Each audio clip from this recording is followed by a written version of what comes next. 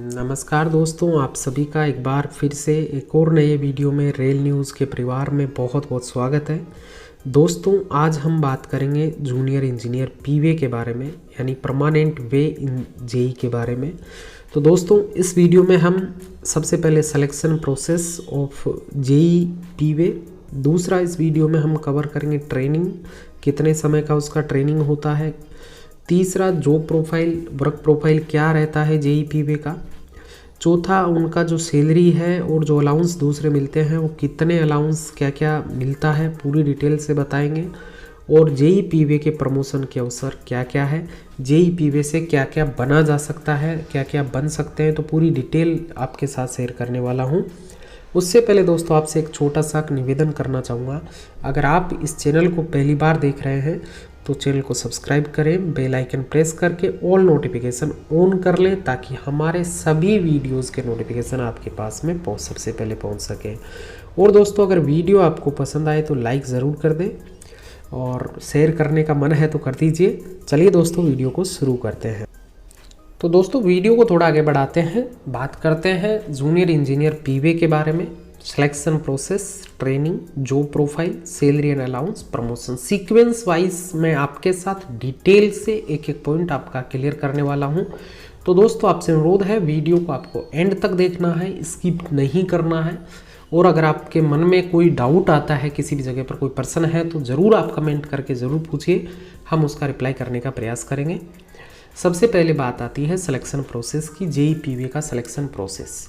तो दोस्तों, दो तरीके हैं सिलेक्शन के, एक होता है डायरेक्ट रिक्रूटमेंट, एक होता है प्रमोशन।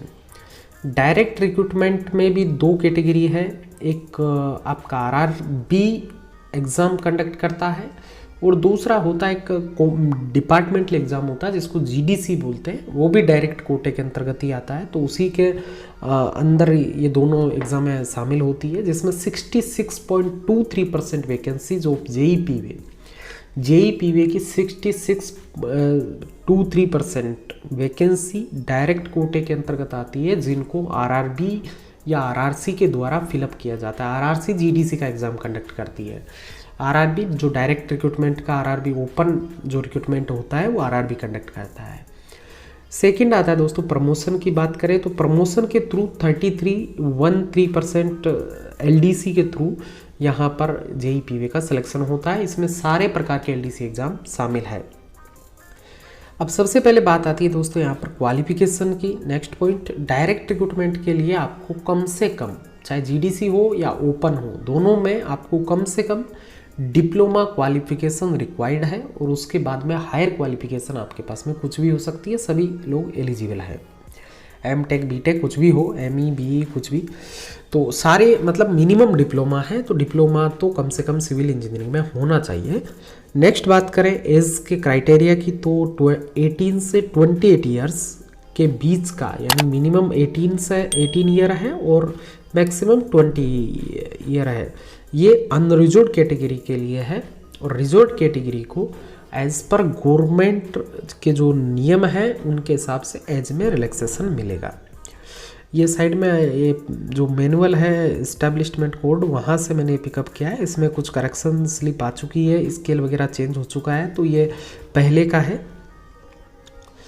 इसके बाद में बात आती है दोस्तों ट्रेनिंग की। तो सिंपल इसका जो डायरेक्ट रिक्रूटमेंट के थ्रू जो लोग आते हैं उनका ट्रेनिंग 12 महीने का रहेगा, और 1 ईयर ट्रेनिंग के दौरान उनको स्टाइफंड मिलता है। स्टाइफंड में बेसिक और डीए ओनली दो चीज़ें मिलती है, बेसिक प्लस डीए, यानी 35,400 बेसिक है, और जो डीए का जो भी रेट चल रहा होता है उसके हिसाब से वो मिलता है। दूसरा, इसके दौरान, इस ट्रेनिंग के दौरान आपका स्टेट का प्रोफेशनल टैक्स कटता है।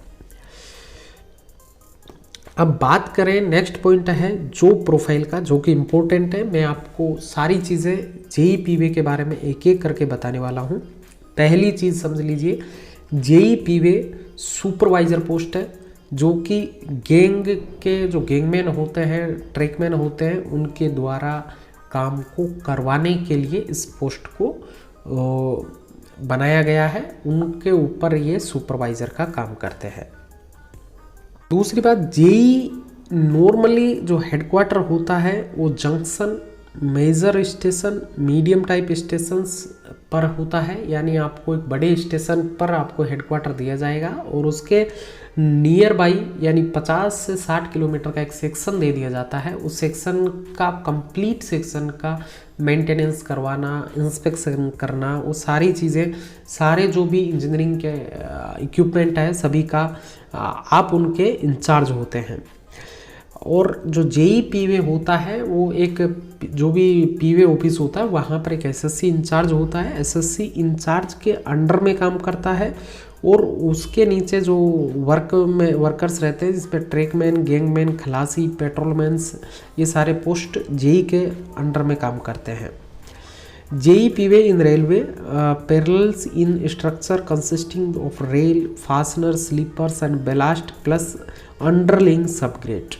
तो जेई जो पीवे है, पीवे इन 4-5 चीज़ें होती है। रेल होता है, आपके जो रेल को स्लीपर के साथ कनेक्ट करने के जो इक्विपमेंट, फास्टनर्स जिनको क्लिप बोलते हैं वो क्लिप होते हैं, बेलास्ट होता है आपका, और नीचे का जो सबग्रेड होता है, इन सभी का मेंटेनेंस का जिम्मेदारी होता है।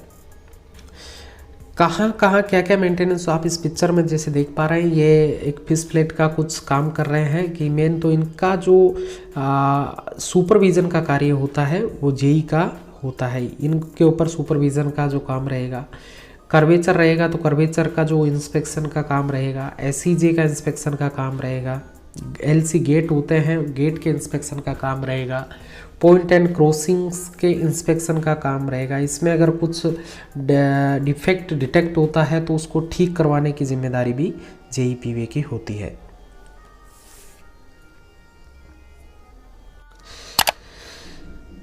नेक्स्ट पॉइंट दोस्तों, बात करते हैं सैलरी और अलाउंस की। तो मैंने जैसा कि बताया कि इनिशियल ग्रेड पे बेसिक जो लेवल 6 के अंदर आता है 35,400 रुपये होता है, लेकिन जब ट्रेनिंग खत्म हो जाता है, ट्रेनिंग के दौरान आपको स्टाइपेंड मिलता है, तो एक इंक्रीमेंट मिल करके आपका शुरुआती जो बेसिक रहेगा वो 36,500 हो जाएगा, यानी लेवल 7 पे कमीशन के हिसाब से।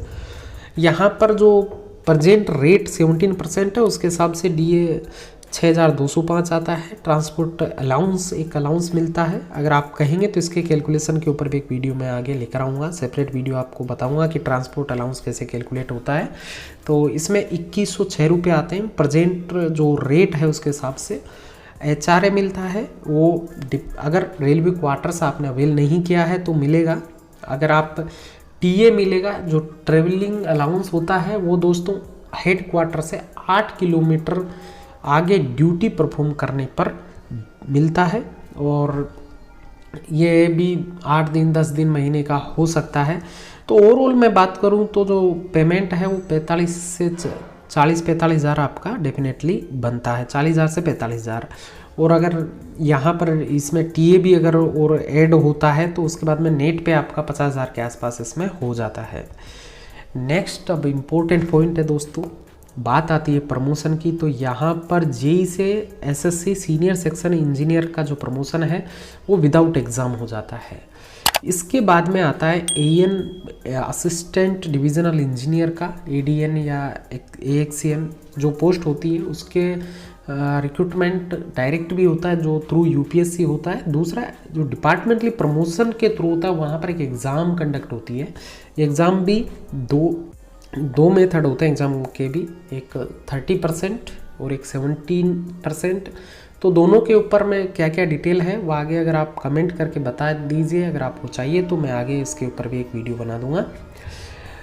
तो यहाँ से एएन से डीएन यहाँ तक के आगे सीक्वेंस, इसके बाद में तो जो प्रमोशन है वो आपको सीनियरिटी के आधार पर रेलवे बोर्ड के द्वारा दिए जाते हैं। बट यहाँ तक के जो प्रमोशन की बात करें जेई से एसएससी, एसएससी से एडीएन। अब एडीएन का जो एलडीसी एग्ज़ाम होता है दोस्तों, इस एग्ज़ाम में सिविल इंजीनियरिंग डिपार्टमेंट के सारे लोग पार्टिसिपेट करते हैं। जेई पीवे नहीं, जेई पीवे के साथ में जेई ब्रिज हो गया, जेई वर्क्स हो गया, ड्राइंग कैडर हो गया, सारे लोग इस एग्ज़ाम में पार्टिसिपेट करते हैं।